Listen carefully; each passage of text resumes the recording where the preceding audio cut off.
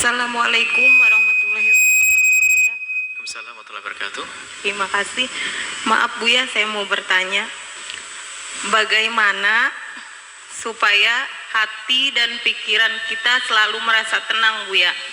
Karena kita sebagai manusia biasa dalam menghadapi cobaan hidup masih suka gelisah Bu ya.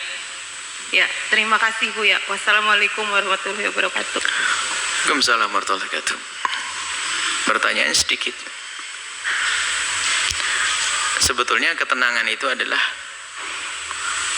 kita bicara bagaimana hati dan pikiran saya agar tenang. Tenangnya hati dan pikiran bukan dengan tenangnya jasad, maka yang boleh ditata adalah pikiran dan hati.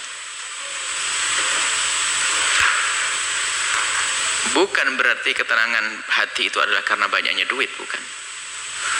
Itu orang kaya juga gelisah kok kadang-kadang. Bukan ketenangan batin itu karena suami yang ganteng, tidak, atau istrinya cantik, bukan. Jadi memang ketenangan murni di dalam hati kita. Nah, tinggal sekarang itu bagaimana agar hati itu tenang.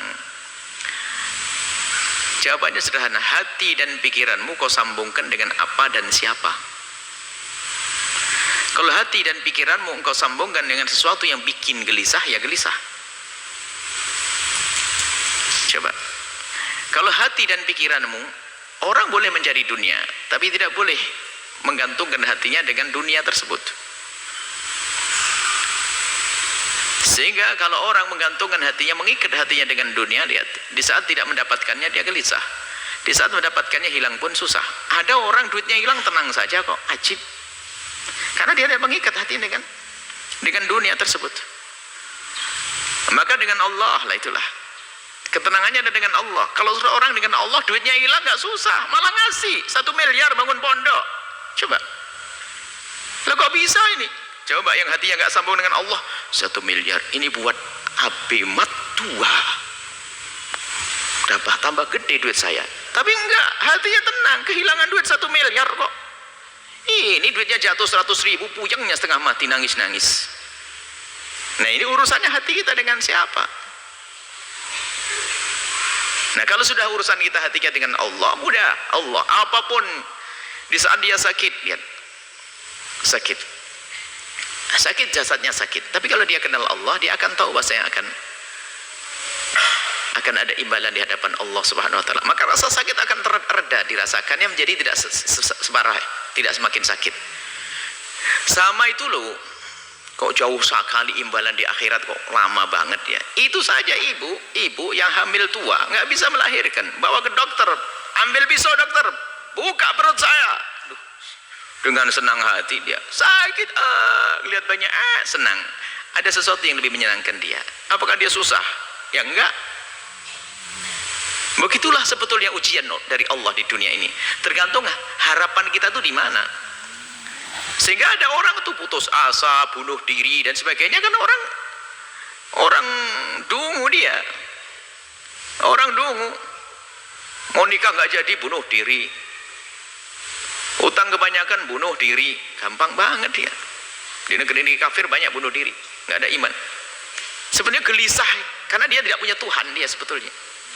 Kalau punya Allah, nah ini sekarang biasakan dengan Allah. Maka ala bidzikrillah tatma'innul qulub. Mengingat Allah menjadikan terang hati. Bukan kegembiraanmu adalah dengan dibalik tumpukan harta. Coba kita melihat, kita menemukan orang di kampung-kampung sangat sederhana, gaji sehari untuk makan sehari. Tapi no problem, dia hidupnya candaria dengan istri, ya masya Allah. Suaminya berangkat duluan, tidak kirim sarapan, Pak ya, nggih. Berangkat suaminya duluan kok belum datang, sambil nyangkul. Suami inti yang bawa rantang ngasih bungkus pincuan begitu bawasan. Makan, Pak ya, pulang nanti bawa sayur suaminya, tatanya Pak dapat burung, dapat ikan sedikit. Nggak pernah punya problem dia. Kayak orang punya istana itu. Tapi yang rumahnya gede, mobil mewah itu belum tentu senang dia, karena urusan bukan dunia, gelisah. Kita pernah ngisi pengajiannya orang kaya, kayaknya gelisah semuanya tuh ini. Mulai dari gelisah rumahnya, sertifikatnya di bank semuanya ada. Mulai gelisah kebanyakan duit, gelisah kebanyakan duit. Kok bisa gimana? Ini punya 2 perusahaan saja, saya sering ditinggal sama suami saya. Sekarang membuka perusahaan di luar negeri, Bu ya. Bagaimana senasib saya nanti? Wah, tambah susah dia. Macam-macam orang lihat, bingung nih manusia itu karena hatinya tidak dengan Allah. Maka ada bi dzikrillah tatmainnul qulub. Dengan banyak menyebut nama Allah, ingat Allah, akan menemukan ketentraman. Sehingga susah yang sesungguhnya adalah di saat dia jauh dari Allah. Kalau sudah jauh dari Allah, kecil pun jadi susah. Tapi kalau dengan Allah, bencana pun kayak apapun akan menjadi sebab dia senang. Karena ini dari Allah. Sehingga para solehin itu kalau diuji dengan kefakiran, selamat datang dengan syiarnya orang-orang besar. Kefakiran syiarnya orang-orang besar. Dia tidak menganggap sebuah kerendahan. Tapi lihat yang tidak punya iman, nasib sudah sholat tetap melarat, Tuhan tetap melarat. Kurang ajar sama Allah nih. Gimana bisa bahagia dengan Allah saja curiga begitu? Dengan Allah sudah nggak benar. Baik ya, kuncinya adalah bagaimana hati kita. Kita biasakan dengan Allah, dengan Allah. Hakikatnya seperti itu. Tapi di samping itu juga kalau kita berkumpul dengan kemuliaan, Anda akan menemukan kesejukan. Karena apa? Allah akan turunkan rahmat di tempat semacam ini. Anda bergabung di tempat-tempat mulia. Biarpun secara zahir tidak langsung hiburan itu disajikan. Misalnya kalau orang ahli maksiat kan hiburannya adalah hadir berdisko dan sebagainya, ketawa-ketawa. Kata sesaat itu susahnya panjang. Senang kelihatannya, tapi tidak tahu bahasa dia akan menemukan kesusahan yang panjang. Tapi kalau kita menghadiri tempat mulia semacam ini, dijanjikan oleh Allah ada rahmat diturunkan. Anda semakin sejuk. Anda berkumpul dengan orang senang, orang baik, dan ada kesejukan. Lihat, jujur kita dengan orang soleh saja kita lupa kok dengan segala permasalahan. Kalau Anda duduk dengan orang yang sangat Anda cintai dari ulama-ulama orang soleh, Anda duduk saat hilang kalau utang lupa, ini lupa, sakit lupa. Itu hanya dengan orang soleh. Bagaimana Anda merasa dekat dengan Allah Subhanahu wa ta'ala?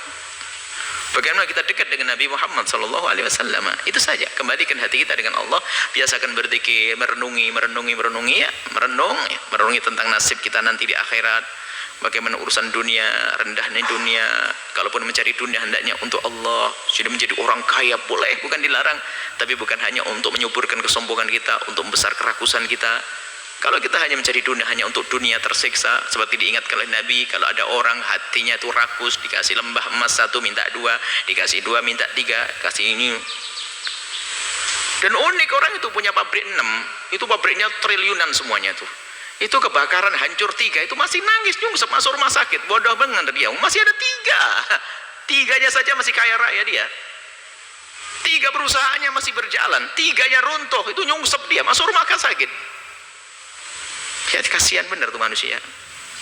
Semoga Allah menjaga hati kita, hati dengan Allah. Maka di saat Anda kaya yang sesungguhnya, Anda bisa menjadi fakir, Anda kaya dengan Allah. Indah. Allahu a'lam bishawab.